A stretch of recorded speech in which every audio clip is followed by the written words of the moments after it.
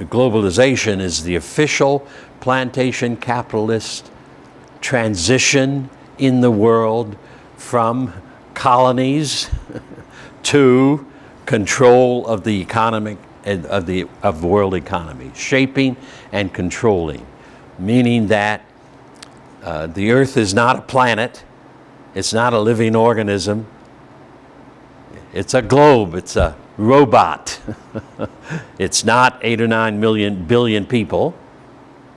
It's not people of great multiplicity of complexions and stances and characteristics. It's the globe. So I try not to use that language when I speak, because I know that's the transition model for the Council on Foreign Relations, the largest think tank in the world, and the wealthiest, and the most influential think tank in the world. Yes. Thinking about 3 steps you talked about with John Wesley. If we were to find ourselves in a strange occasion where we were face to face with leadership, Billy Graham or Jeff Sessions, what would be the disarming, surprising question you could ask?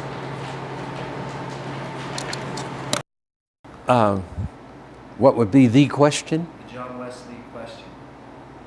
To surprise them, like how asked the mayor in that video. Yeah.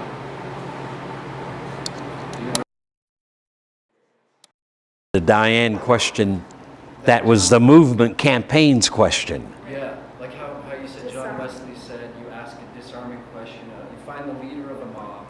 Yeah, you try to find the surprising question. Surprising question. Yeah. What would you say would be the surprising question for Billy Graham or Jeff Sessions specifically? In case I run into. Well, I actually don't really think about that, because it may be because I'm lazy, or maybe because I push that out of my mind. But you should know that one of the reasons Jerry Falwell and James Kennedy and Pat Robinson on their television and radio programs stopped saying that the Bible teaches racist segregation and the inferiority of the Negro. They preached that in the 40s and 50s. In the 60s, they stopped it because of the movement. The movement that the bus boycott, the sit-in campaign, the Mississippi Summer, the Mississippi March, the Civil Rights Movement of Chicago, and civil rights movements in other cities that were not as prominent as that one, forced those public shapers of this nationalist religion to stop preaching racial segregation as being the hallmark of the Bible. They stopped preaching the notion that the son of Noah was cursed by Noah, and that Ham, Noah's son, youngest son, was black, and that's why the segregation and demonization of blacks is necessary. That's not in the Bible. It was their use of a Bible story that suited their purposes of establishing states' rights and segregation. They stopped it. Mel White of Soul Force said 30 years ago that as they stopped it, they began preaching that there was another kind of sinner, namely the homosexual and gay person, the lesbian and gay person. So that Mel White accuses this same group of people of being murderers, because that's when the killing of gay, lesbian people began to escalate. he buried lots of people when he was past dean of the, was it Grace Cathedral in Dallas? Is that the cathedral? When he was dean of that cathedral, he was burying people every week who were murdered in Dallas, in Texas. So there is that transition. Mel White continues to write books, and so you might want to use that name and look it up. He is a he was an Episcopalian who realized he was gay after 25 years, after going through all the tests of evangelical Christianity and beating up on his life. So he's written a number of very good books that can be helpful to our understanding this. So I haven't asked that question, but I do believe that if locally you create campaigns, you will forge the conversation that can't be had with those people. I don't personally believe in engaging in talk with them. Personally, I do not want to be engaged in that around the robin on issues. I've done that work as a youngster. I don't do it anymore. I'm going to move this a little closer. Thank you. Yeah, thanks. Now, I'm not proposing it. I know what the answers to this, but I think public confrontation that pushes the image of an inclusive society of equality and access for every child is the real counter to the Jeff Sessions. It is against that he's reacting and conjuring up his own position and reinforcing it. I do not think that talk with him will do it. On the other side of the coin, I do admit that Trump invited Black Lives Matters to come and talk. He's invited Congressional Black Caucus to come and talk. They went once and they've declined. I would probably have the tendency to say that we should have a task force who does considerable study of Trump and Trumpism and go and talk. But do not go and talk unless you're willing to confront him with the alternative options that he has in Congress, in the White House. So have no one on that task force who's afraid to look him in the eye and say, I think, Mr. Trump, you are wrong about this. And then offer what you think to be the right. So I have not publicly said that before, and I've not written that to my friend John Lewis or to anyone else, and I probably won't. But I think that they may be two of the groups out of the black community who ought to deliberately go and talk and find some ways, if in conversation, they can encounter him. I don't think I should be a person who tries to create a group to go, because that would be in and of itself a tactic, a methodology to try to get at the issue. And I'm not prepared to do that route myself.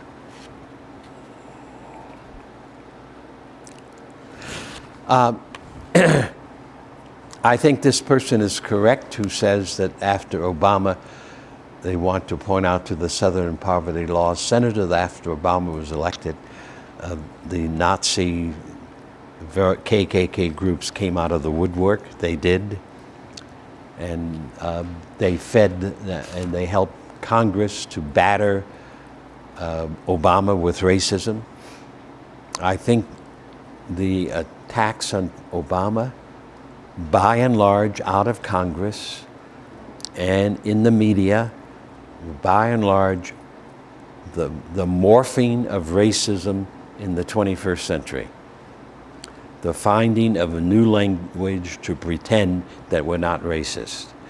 I'll give you a major example that's in the textbooks on social problems and on the issue of racism in the 20th and 21st century, where in the new accessibility to employment,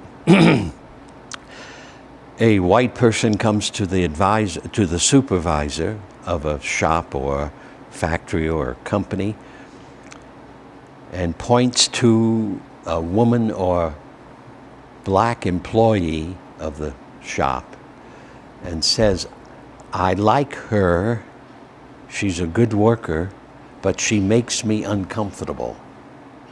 That's the language of sexism. To a person of color, I like him, but he makes me uncomfortable. That's racism, sexism morphing in its language into the 20th century and the 21st century. You'll find that in social studies of these problems. So these problems have a way of adopting new language because it's people behind them who are trying to justify their behavior. So the language changes. Most races do not use, most male chauvinists do not use the language of chauvinism.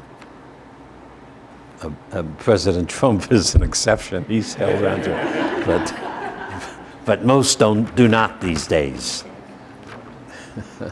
We use other language. Anyone want to raise any bits or pieces of that? I didn't read the questions to you, but I've tried to. I want to be sure that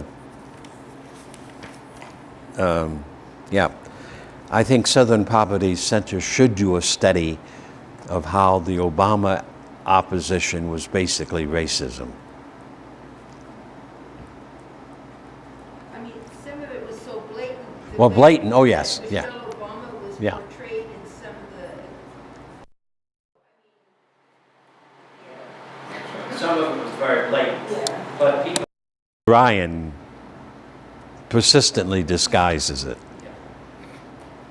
And you're not very well, okay. But it's enough for him not to recognize what he's doing and to realize how he's damaging his own soul, his own life. Yeah, it's not enough for him to recognize self-consciously what he's doing to himself and what he's trying to lead the country to do to itself. It allows him to think that he sits on power and that he's influential, but not that he's influential in the wrong ways, in destructive ways. Maybe it's how, like in my mind, we're also so deeply rooted in the class system. The racism and the sexism are so deeply rooted in this idea of meeting them as women and people of color and as an economic class.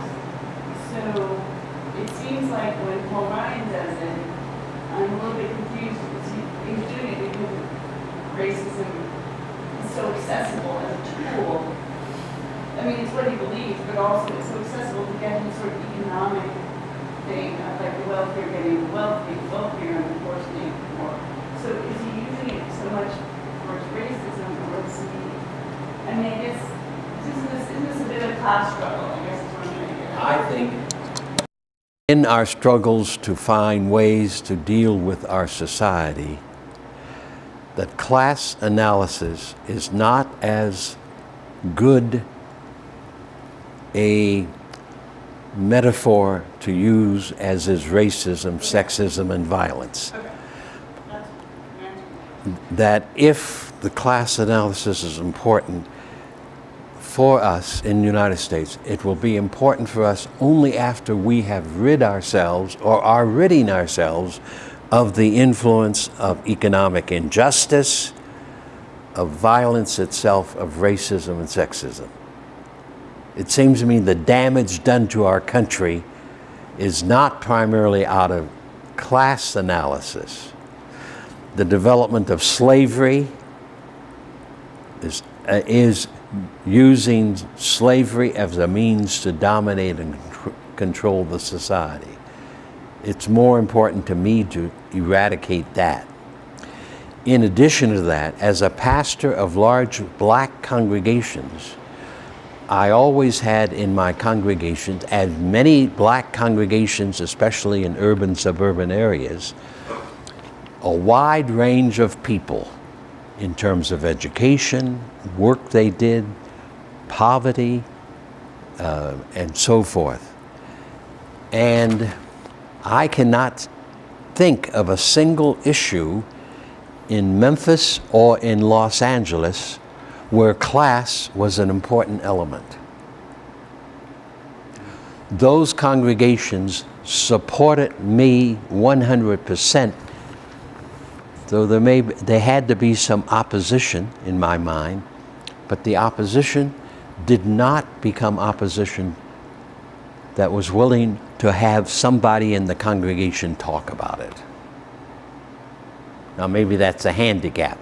They supported their commitment to eradicating every frame of racism without reservation. So if there were conservatives in the congregation, and there should have been black Republicans, I don't know who they were, there should have been black, I do know a handful in Los Angeles, they should have been, because I grew up as a Republican anyway, myself. They did not use class to interfere with the congregations being on the side of emancipation entirely, total emancipation. I do not know of any instance. All right?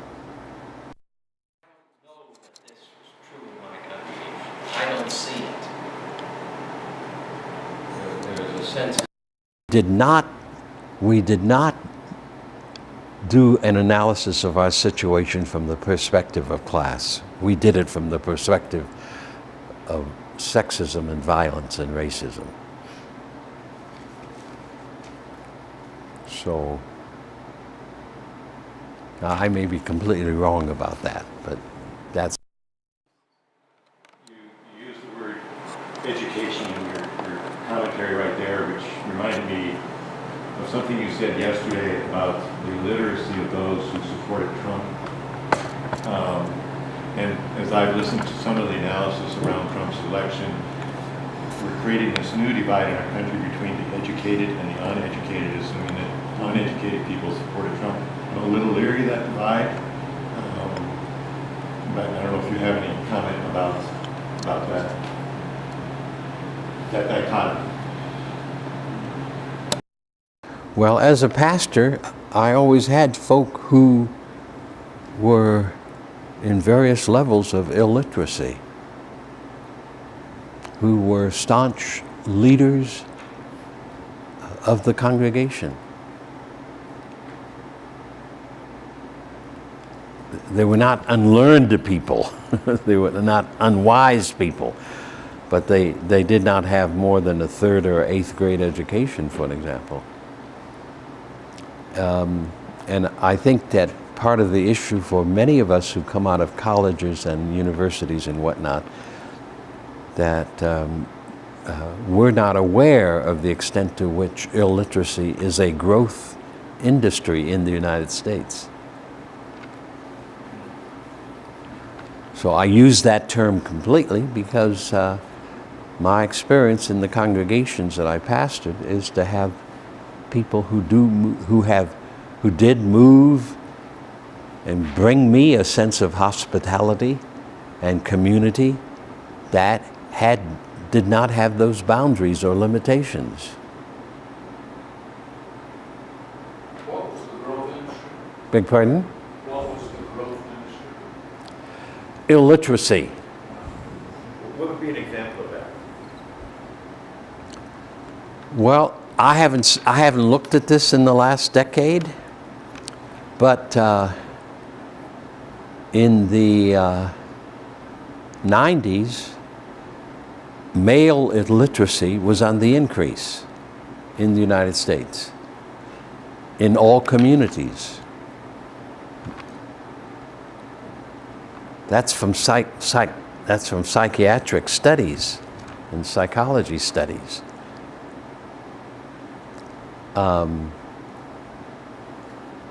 Is there another example of that? Yes, I think there is. The Pew Foundation says that 67% of we in the United States believe that the earth and the human race and animal life was all established at a single single movement 4,000 to 6,000 years ago. We still have in the churches people who believe the earth is flat. So I think that represents a part of not having a understanding of how the human race has learned in the last 100 years or 200 years. Does that make any kind of sense? Yeah, I mean, that Trump had this TV show for 17 years. That Trump had this TV show for 17 years. I mean, talk about the influence leading up to his election. I mean, we just don't know the power of that, but it's just wondering about the audience that watched that, especially white males. There was nothing educational about it whatsoever. I never watched one episode, but certainly it had some great influence in terms of his success as being elected. Can I add something to that? Well, there were a lot of white-collar, PhD, well-educated people who voted for Trump. They were not illiterate, but they still didn't get it. Likewise, it seems to me that there are a lot of evangelicals, mainline Christians, who really know their Bible. They're in love with Jesus. And they've heard this message about loving our neighbor for many, many years. But still, they didn't get it when it came to voting for or against Trump.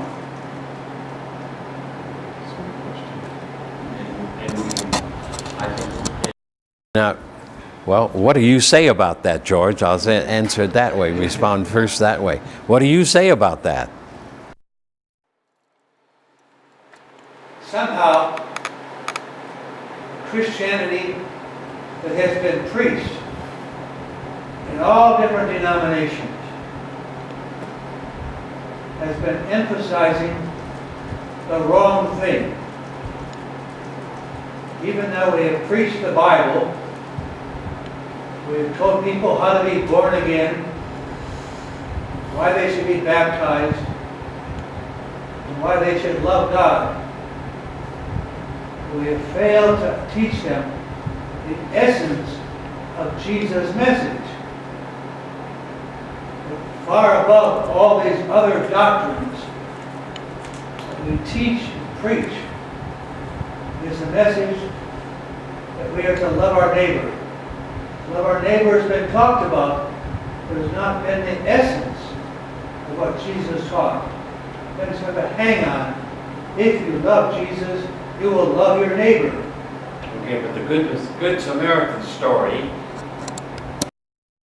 Good Samaritan parable indicates that it is a hated class or hated group of people in Jesus' day, the Samaritans, who do not have kinship with Judaism, who are seen as second-class people. In the Good Samaritan story, it is a Samaritan who comes to the aid of the man who has been assaulted.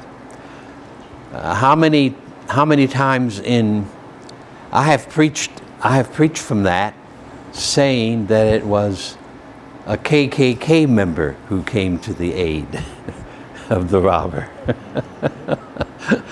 So that's plainer language then Samaritan. So how have we translated these biblical stories? Have we tried to translate with language that indicates the female, the Hispanic, the Indian, the black, the gay, lesbian person is the person who we are despising and framing structures of injustice against? Yes. I have a really different take on that. I think that a big part of the problem is that we as people, and I think especially white people, but we as people are really good at compartmentalizing our lives. I saw a really great example of this summer earlier. I was in Germany on a tour of Luther Saxony, and our group was having lunch in the restaurant where Goethe used to go to have lunch, where the scenes from the life of the story of Faust are on the wall. And it's where he came up with the idea of writing the tale of Faust, where Faust makes this bargain. And we're sitting under this big painting of one of the scenes from Faust. And one of my travel companions, a guy who I don't know well, but we're all getting to know each other, and a nice guy, a real nice white guy, well-educated, from Stanford, reluctantly confesses, although nobody had asked him, that he had voted for Trump. And he said the reason why is because he couldn't bring himself to vote for Hillary Clinton. And so part of the problem I'm thinking right away is, okay, well, you saw a duality. You saw that it was this choice or this choice, and you didn't like this choice enough that it made you go for that choice. And part of me is thinking, but how could you go for that choice? It was just morally repugnant. And here you are, a Christian person, because that's who we all were when I was taught.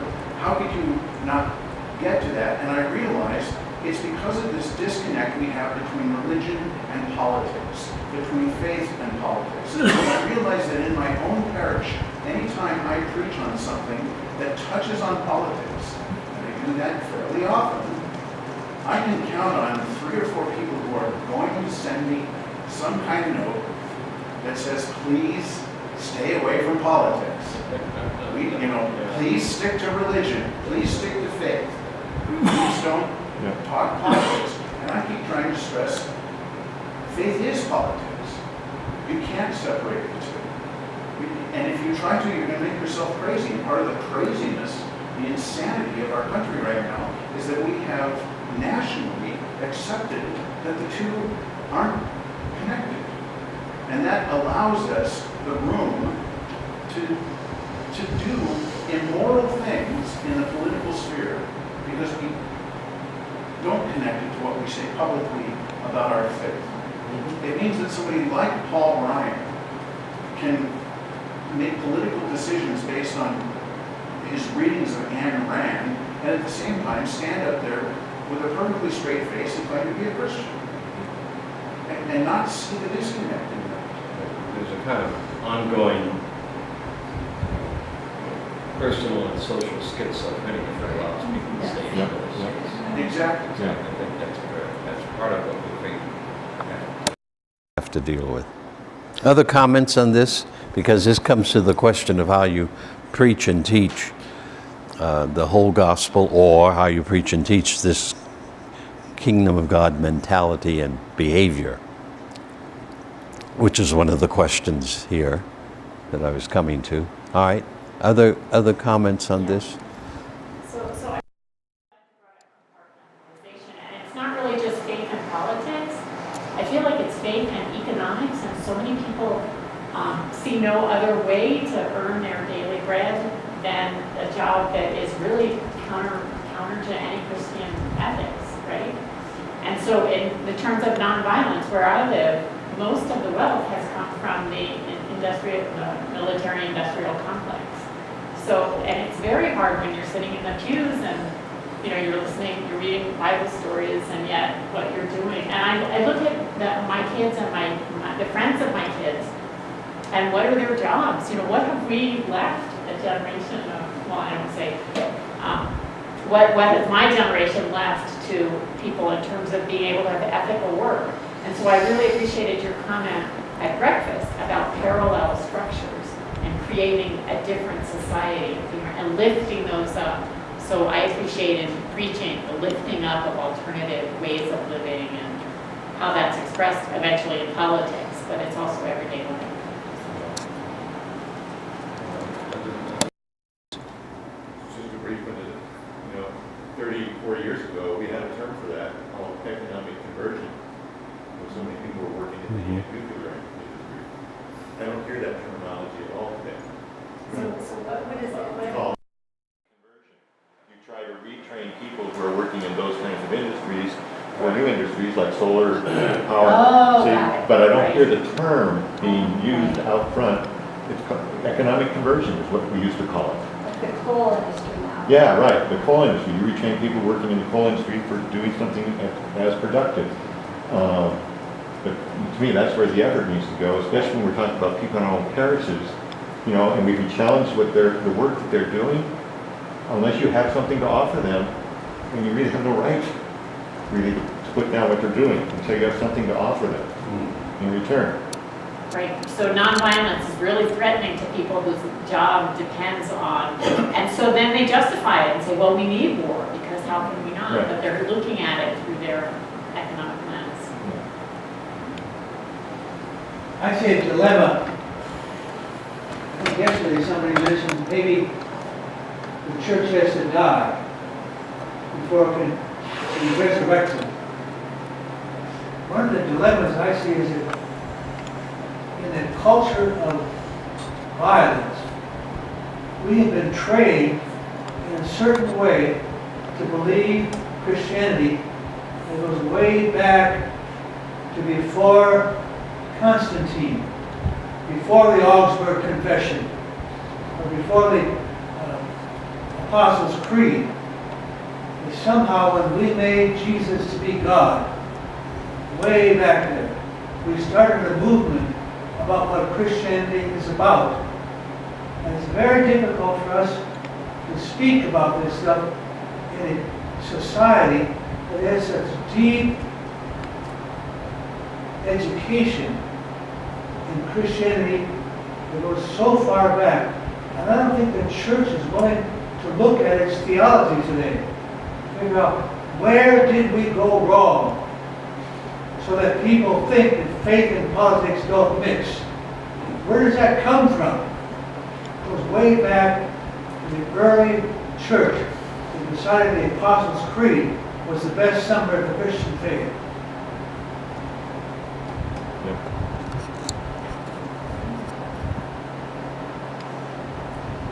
So we could use Joan Chittister's creed that's in the back of your book. It's lovely. Well, it seems to me that an old trend of teaching that has also been re-examined and reinvigorated, and I think it's come out of very largely some of the writing of the Jesus Seminar scholars. But the whole form of preaching and teaching that lifts up the choice that Jesus is offering, that he's offering an alternative choice to the empire, even to the whole Roman theology of Caesar as Son of God. Particularly John Croissant, Dominic Croissant, lifting that up in his work, and others who've done it. I think that whole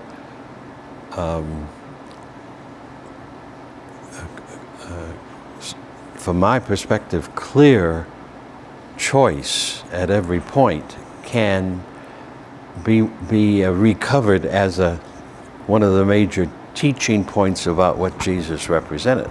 I think that, it seems to me, is critical. Croissant and Marcus Borg have done a very excellent book called Last Week, in which they look at the Gospel of Mark in the last 7 days of Jesus. And they've done a very fine piece of work on doing the exegesis work on that last week, where even to the detail, for an example, in there, and other people who did it before this book, but this book, like they're using in the first, on Sunday, for Sunday, the fact that there were 2 processions into Jerusalem on Palm Sunday. Historically, we know the Roman procession, but we rarely have seen it in that kind of stark way in which Crossan and Borg have done it. 2 processions, and so the whole topic of Palm Sunday, of which procession do you lodge yourself, in Jesus' procession or in the Roman procession? The whole effort to try to differentiate the Jesus procession from a contemporary culture and offering a different choice and a different option for life. So it seems to me that recovery of that sharpness might be one of the teaching tools that we have to use in the 21st century as never before.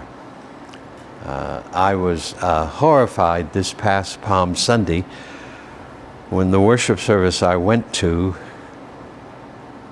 the Palm Sunday readings were not read.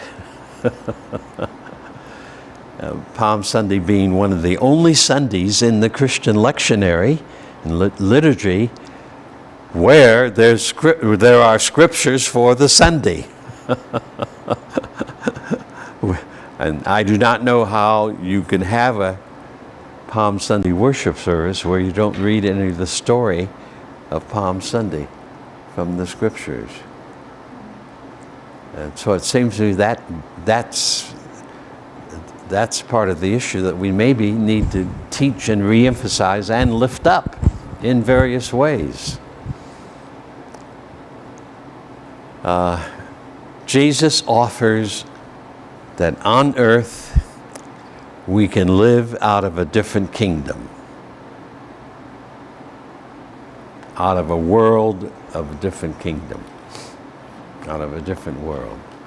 We may not be able to do that perfectly, errorless, but that offering is still there, a choice.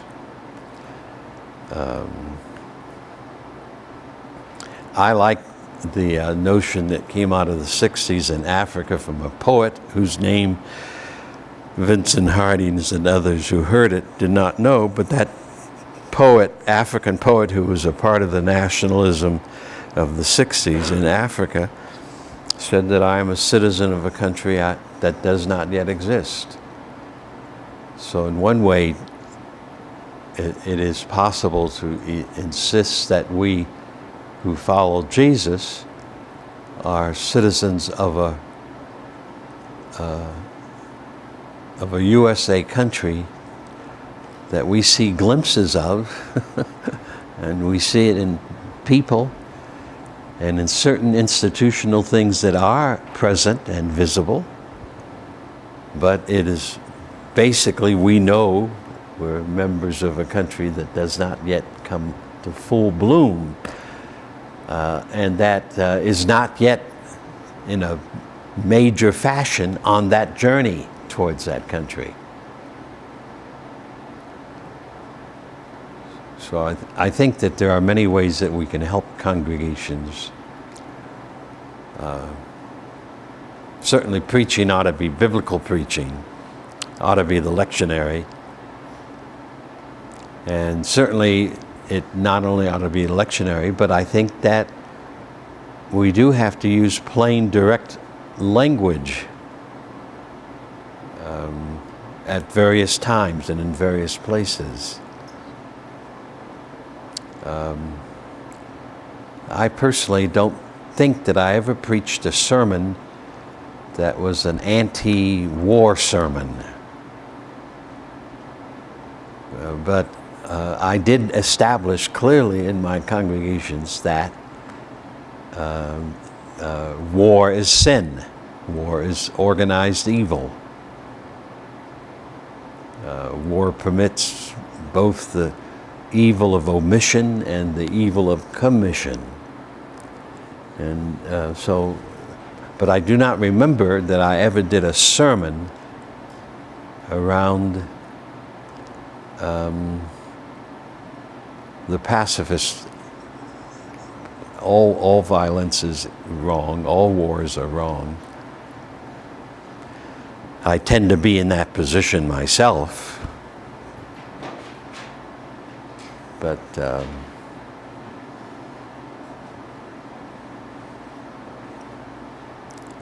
I never preached an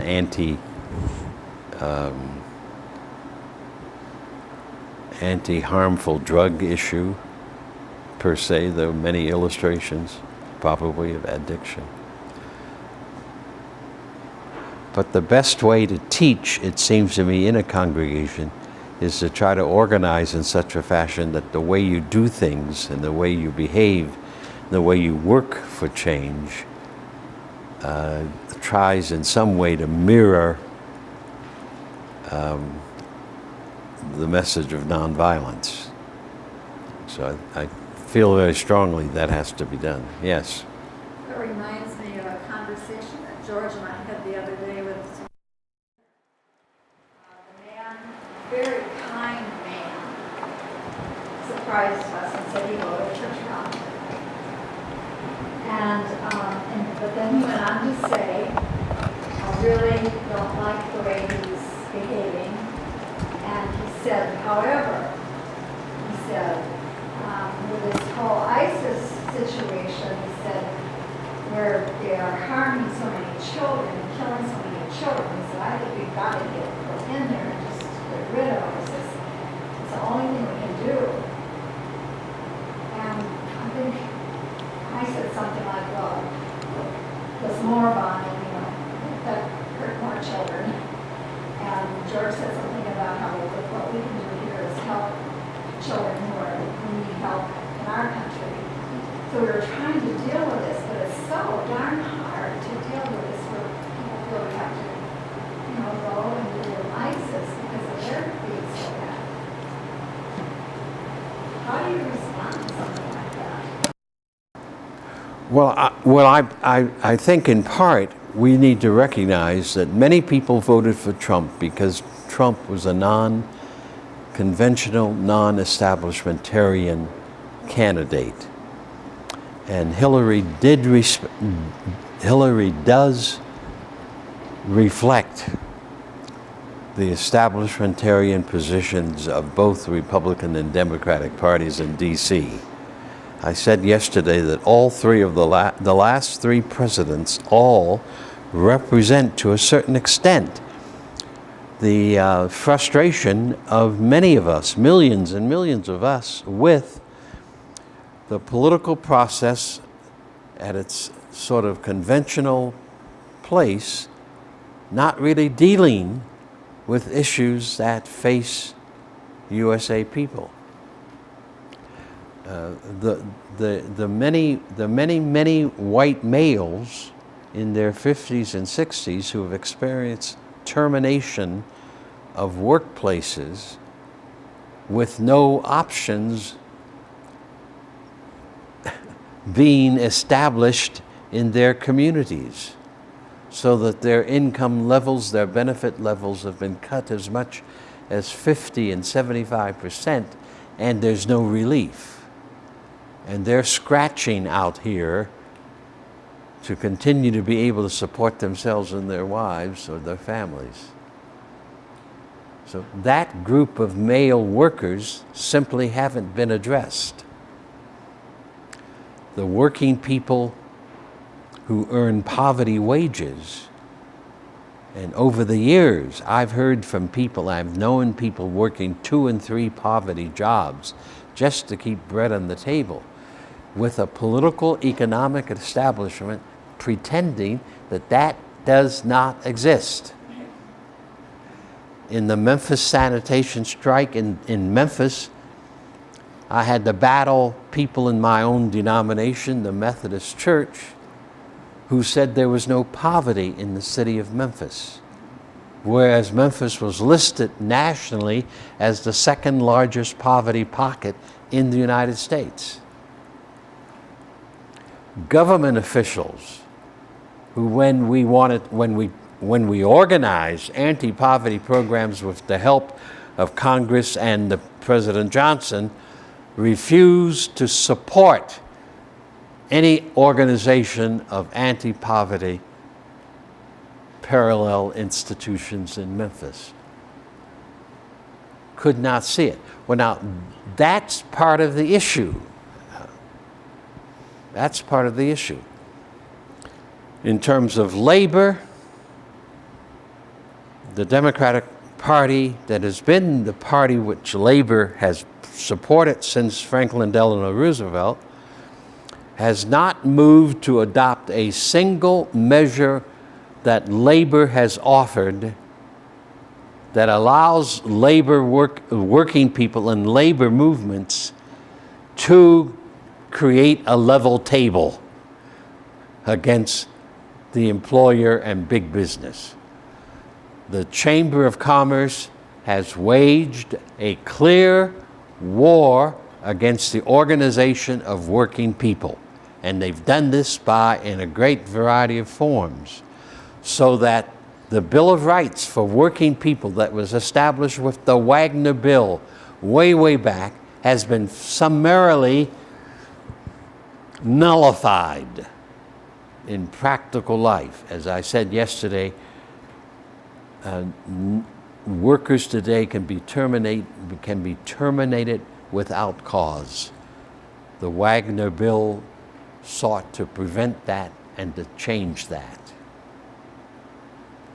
Or in the field of racial discrimination, the federal agencies that, like EEOC, the Civil Rights Commission, have all been made harmless, so that a person of color has only one choice if they want to redress an abject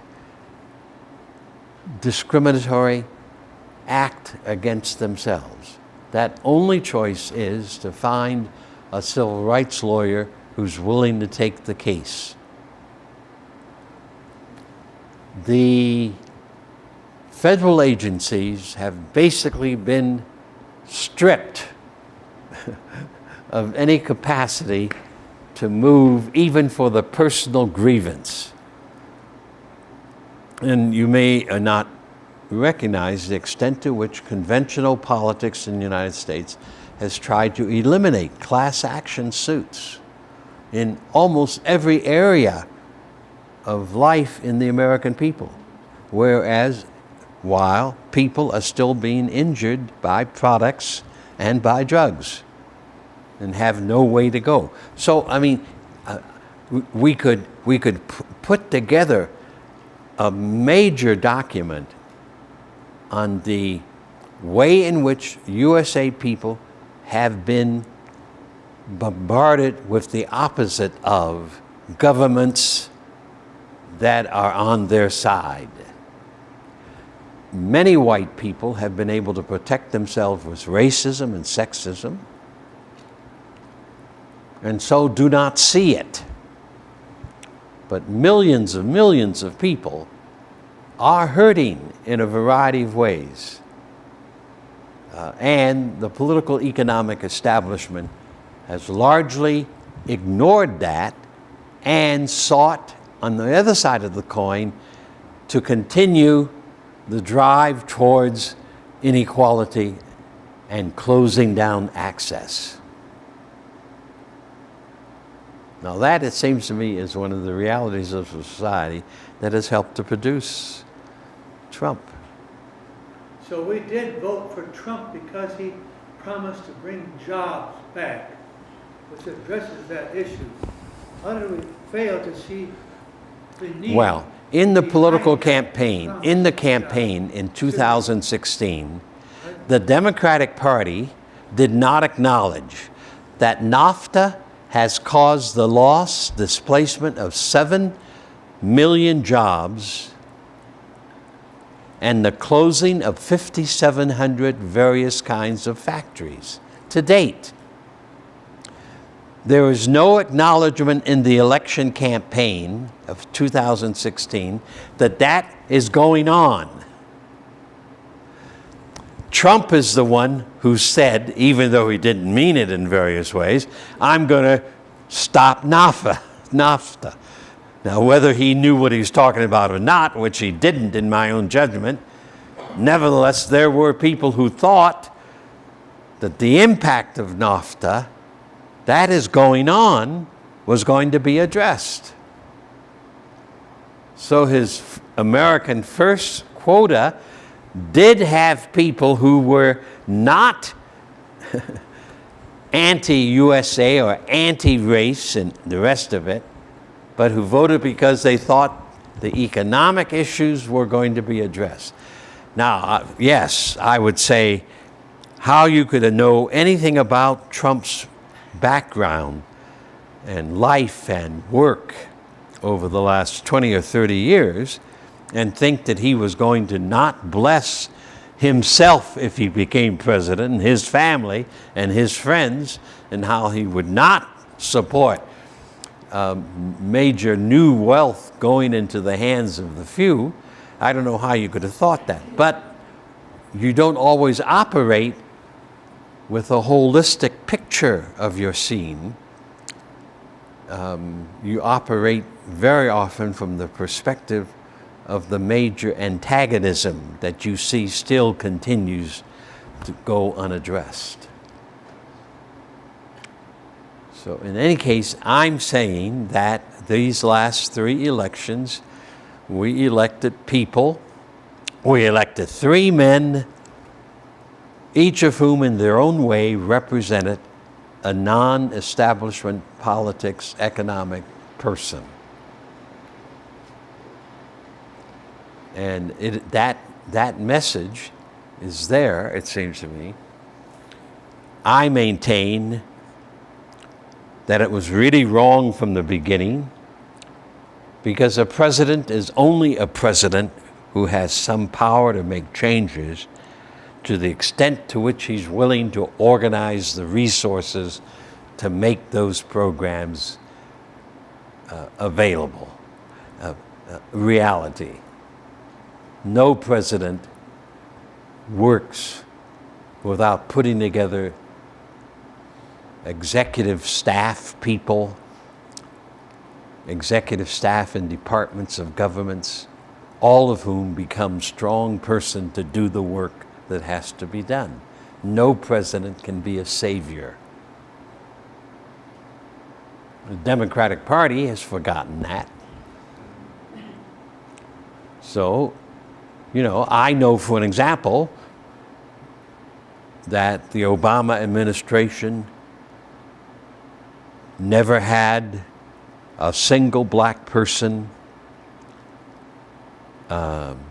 other than Eric Holder, who was technically Attorney General, but never had a single black scholar or advocate for the many other areas of life that black folk want.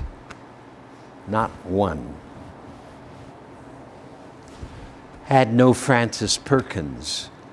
I don't know if you know that name. Frances Perkins is the woman who was the point woman for Roosevelt and Social Security. She had no reputation in the society, but she had a reputation with Roosevelt. And my contention is that the Democratic Party, the Republican Party, refuses to use competent people of this country who could help us move through some of these issues. Refuse. They go with establishmentarian appointments rather than with scholarly appointments, philosophically astute and alert people, not even technically efficient people. I think Obama did have a Secretary of Interior who scientifically was quite competent, but other than that, for the most part, didn't have people who could fight the struggle for democracy from that position. No one in the White House who is a international scholar who could offer options to our being a war economy and a war society, who could vigorously offer the evidence and argue the case. No one. So electing presidents who do not have some sense of organizing for change